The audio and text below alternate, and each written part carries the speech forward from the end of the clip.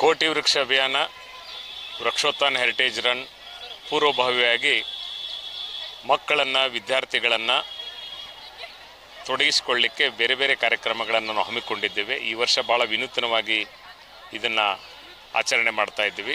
ಕಳೆದ ವಾರ ಮಕ್ಕಳಿಗಾಗಿ ಒಂದು ಡ್ರಾಯಿಂಗ್ ಕಾಂಪಿಟೇಷನ್ ಚಿತ್ರಕಲಾ ಸ್ಪರ್ಧೆಯನ್ನು ವಿಜಯಪುರದ ಸ್ಮಾರಕಗಳ ಕುರಿತು ಮಾಡಿದ್ದೀವಿ.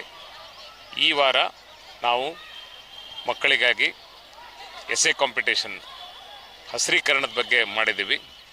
ಸುಮಾರು 300ಕ್ಕೂ ಹೆಚ್ಚು ಮಕ್ಕಳು ಇದರಲ್ಲಿ ಭಾಗವಹಿಸಿ ಹಸಿರೀಕರಣ ಕುರಿತಂತೆ ಭಾಳ ವಿಭಿನ್ನವಾಗಿ ವಿಶೇಷವಾಗಿ ಅವರು ಎಸ್ಸೆಗಳನ್ನು ಬರೆದಿದ್ದಾರೆ.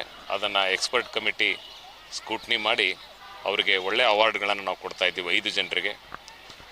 ಇದರ ವಿಶೇಷತೆ ಏನಂತಂದರೆ ಶಾಲಾ ಮಕ್ಕಳಲ್ಲಿ ಪರಿಸರದ ರಕ್ಷಣೆ ಬಗ್ಗೆ, ಸ್ಮಾರಕಗಳ ರಕ್ಷಣೆ ಬಗ್ಗೆ ಮತ್ತು ಕ್ರೀಡೆಗಳ ಬಗ್ಗೆ ಈಗಿನಿಂದನೇ ಆಸಕ್ತಿ ಮೂಡಿಸಲಿಕ್ಕೆ ನಾವು ಈ ಕಾರ್ಯಕ್ರಮವನ್ನು ನಮ್ಮ ವೃಕ್ಷೋತ್ಥಾನ ಟೀಮ್ ಪರವಾಗಿ ಹಮ್ಮಿಕೊಂಡಿದ್ವಿ. ಇದಕ್ಕೆ ಒಳ್ಳೆಯ ರೆಸ್ಪಾನ್ಸ್ ಆಗಿದೆ. ಇದನ್ನು ಮತ್ತೆ ಮುಂದುವರಿಸ್ತೀವಿ. ಅದರ ಜೊತೆಗೆ 7ನೇ ತಾರೀಕು ನಮ್ಮದೇನು ರನ್ ಇದೆ, ಸುಮಾರು 20,000 ಜನ ಓಡ್ತಾ ಇದ್ದಾರೆ. ಅದರ ಪೂರ್ವಭಾವಿಯಾಗಿ 5ನೇ ತಾರೀಕು 5th ಡಿಸೆಂಬರ್ ಶುಕ್ರವಾರ ಮಕ್ಕಳಿಗಾಗಿಯೇ ಒಂದು ವಿಶೇಷವಾದಂಥ ರನ್ನನ್ನು ನಾವು ಆಯೋಜನೆ ಮಾಡಿದ್ದೀವಿ. ಅದರಲ್ಲಿ ಸಾವಿರಾರು ಮಕ್ಕಳು ಪಾಲ್ಗೊಳ್ತಾರೆ. ಅವರಿಗೆ ಎಲ್ಲ ಕೆಟಗರಿಯಲ್ಲಿ ಪ್ರೈಸ್ಗಳನ್ನು ನಾವು ಇಟ್ಕೊಂಡಿದ್ದೀವಿ. ಮಕ್ಕಳನ್ನು ಈಗಲಿಂದಲೇ ಇಂಥ ಚಟುವಟಿಕೆಗಳಲ್ಲಿ ತೊಡಗಿಸುವುದು ನಮ್ಮ ಮೂಲ ಉದ್ದೇಶ ಆಗಿದೆ. ಇಲ್ಲಿ ಪ್ರೈಮರಿ ಮತ್ತು ಹೈಸ್ಕೂಲ್ ಮಕ್ಕಳಿಗೆ ಈ ಅವಕಾಶವನ್ನು ಕೊಟ್ಟಿದ್ದೀವಿ. ಆಮೇಲೆ ನಾಳೆ ಸ್ಪೋರ್ಟ್ಸ್ ಇವೆಂಟಲ್ಲಿ ರನ್ನಿಂಗಲ್ಲಿ ನಾವು LKG ಇಂದ up to 4th standard, LKG UKG first standard, second standard, third standard, 4th ಸ್ಟ್ಯಾಂಡರ್ಡ್ವರೆಗೆ 100, 200 ಮತ್ತು 400 ಈ ಕೆಟಗರಿಗಳನ್ನು ಮಾಡಿದ್ದೀವಿ. 5th ಸ್ಟ್ಯಾಂಡರ್ಡ್ ನಂತರ ಅವರೆಲ್ಲ 5 ಕಿಲೋಮೀಟರ್ದಲ್ಲಿ ಮೇನ್ ರೇಸ್ನಲ್ಲೇ ಭಾಗವಹಿಸ್ಬೋದು. Thank you sir. ಅಸ್ಸಲಾಮು ಅಲೈಕುಂ.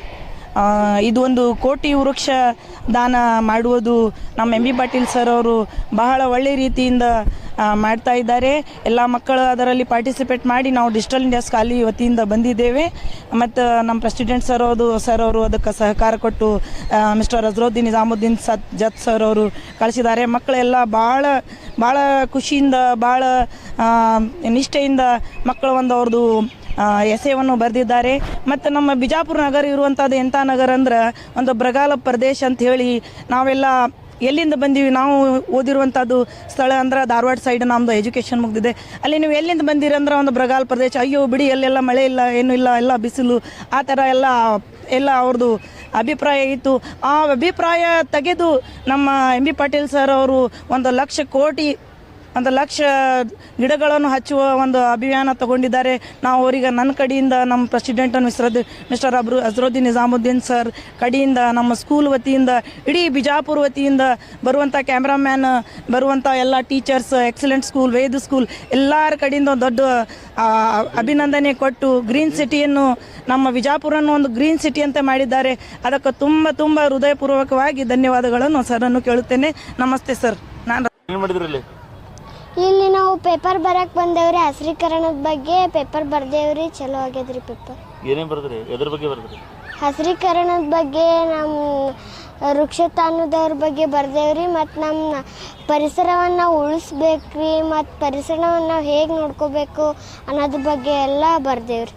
ಯಾರು ಈ ಕಾರ್ಯಕ್ರಮ ಆಯೋಜನೆ ಮಾಡಿದ್ದಾರೆ? ಇದು MB ಪಾಟೀಲ್ ಅವರು ಯೋಜನೆ ಮಾಡ್ಯಾರ. ಎಷ್ಟು ನಿಮ್ಮ ಫ್ರೆಂಡ್ಸ್ ಎಲ್ಲ ಬಂದಿರಿ? ಯಾವ ಶಾಲೆಯಿಂದ? ನಾವು ಸರ್ಕಾರಿ ಹಿರಿಯ ಪ್ರಾಥಮಿಕ ಶಾಲೆದಿಂದ ಬಂದೇವ್ರಿ. ಚಿಕ್ರೂಗಿ ಊರಿಂದ ನಾವು ಬಂದೇವ್ರಿ. ದೂರಿಂದ ಬಂದಿರಿ? ಹೆಂಗೆ ಅನಿಸ್ತೀರಿ ಬರೋದ್ರಿ? ಬರೋದು ಚಲೋ ಅನ್ಸದ್ರಿ. ಇದೇ ಥರ ಮತ್ತೊಂದು ಯೋಜನೆಗಳನ್ನು ಮಾಡಿದ್ರೆ ನಮಗೂ ಅನುಕೂಲಗಳು ಆಗ್ತಾವ್ರಿ.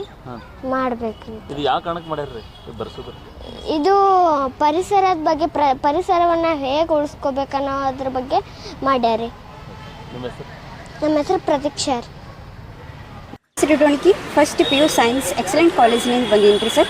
ಇವತ್ತು ಕೋಟಿ ವೃಕ್ಷ ಅಭಿಯಾನ ಇದು ಸರ್ MB ಪಾಟೀಲ್ ಸರ್ ಅವರು ಏನು ಮಾಡ್ಬೇಕಂದಿದ್ದಾರೆ ಅಂದರೆ, ಈಗಿನ ಕಾಲದಾಗ ನೋಡಿದ್ರೆ ಟ್ರೀಸ್ ಭಾಳ ಕಡಿಮೆ ಆಗ್ಯಾವ್ರಿ. ಅದನ್ನು ನಾವು ಉಳಿಸ್ಬೇಕು, ಮುಂದಿನ ಫ್ಯೂಚರಾಗಾಗಿ ಉಳಿಸ್ಬೇಕು ಅಂದರೆ 2020ರಲ್ಲಿ ಕೇವಲ 0.1% ಟ್ರೀಸ್ ಗ್ರೋತ್ ಇತ್ತು ರೀ. ಈಗ ಅವರು ಅಭಿಯಾನ ಇಟ್ಟಿದ್ರಂದ್ರೆ 2016ದಿಂದ ಅವರು ಇದನ್ನು ಸ್ಟಾರ್ಟ್ ಮಾಡ್ಯಾರಿ. ಇದು ಸ್ಟಾರ್ಟ್ ಇಲ್ಲಿ ಬಿಜಾಪುರ ಡಿಸ್ಟಿಕನ್ನು ನಾವು ಧೂಳಾಪುರ 10 ವರ್ಷದಿಂದ ಕರಿತಿದ್ರಿ. ಆದರೆ ನಾವು ಗ್ರೀನ್ ಸಿಟಿ ಕ್ಲೀನ್ ಸಿಟಿ ಆಗಿ ಮಾಡಬೇಕು ಅಂತ ದೊಡ್ಡ ಒಂದು ಉದ್ದೇಶ ಇಟ್ಟಿದ್ದಾರೆ. ಅದಕ್ಕಾಗಿ ಎಲ್ಲ ಮಕ್ಕಳನ್ನು ಈ ಅವರು ಪ್ರತಿಭೆಯನ್ನು ಇದು ಎಸೆದಿಂದ ಅವರು ಬರೆದು ಇದನ್ನು ಗ್ರೀನ್ ಸಿಟಿ ಕ್ಲೀನ್ ಸಿಟಿ ಈ 3rd ಪ್ಲೇಸ್ನಾಗ ಐತ್ರಿ ನ್ಯಾಷನಲ್ ಲೆವೆಲ್ ನಮ್ಮ ವಿಜಯಪುರ ಡಿಸ್ಟಿಕ್ ಕ್ಲೀನ್ ಸಿಟಿ ಅಂತ, ಈವನ್ ಕ್ಲೀನ್ ಸಿಟಿ. ಸೊ ಇದನ್ನು ಫಸ್ಟ್ ಪ್ಲೇಸ್ ತರಬೇಕಂತ ಅವರು ದೊಡ್ಡ ಆಸೆ ಮತ್ತು ಟ್ರೀಸನ್ನು ಗ್ರೋತ್ ಆಗಬೇಕು. ಇದ್ರ ಬಗ್ಗೆ ಎಲ್ಲರೂ ಮಾಹಿತಿ ಕೊಡಬೇಕು. ಇದನ್ನು ಮಕ್ಕಳು ಅವರೆಲ್ಲರೂ ಅಳವಡಿಸಿಕೊಳ್ಳಬೇಕು.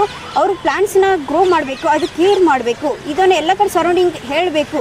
ಮತ್ತು ಹಾಗೆ ಈ ಅಭಿಯಾನದಿಂದ ಎಲ್ಲ ಕಡೆ ಗ್ರೀನರಿ ಕಾಣಿಸ್ಬೇಕು. ನಮ್ಮ Vijayapura district greenery clean city ಎಲ್ಲದರೊಳಗೆ ಮುಂದೆ ಬರಬೇಕಂತ ಅವ್ರ ಆಸೆ ಇತ್ತು ಸರ್. ಇದನ್ನು ನಾವು ಎಲ್ಲರ ಮಕ್ಕಳೇನು ಸಪೋರ್ಟ್ ಕೊಡಬೇಕು.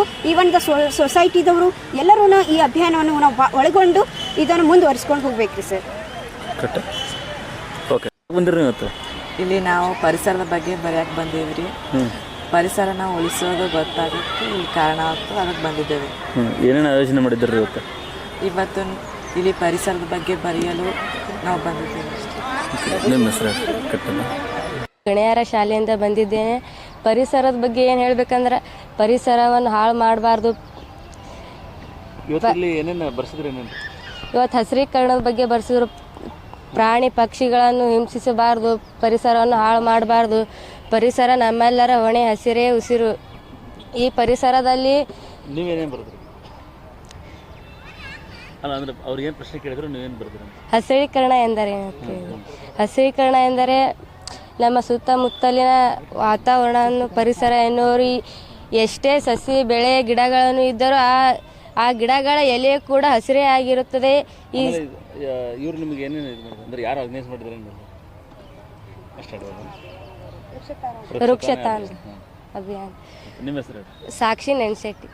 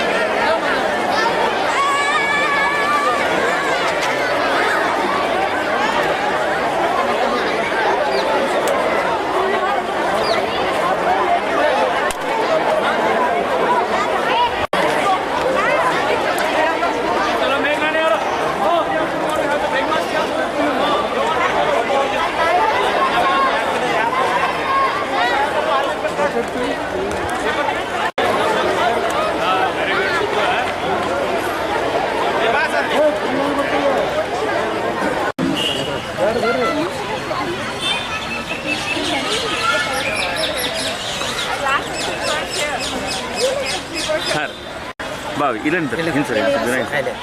ಸರ್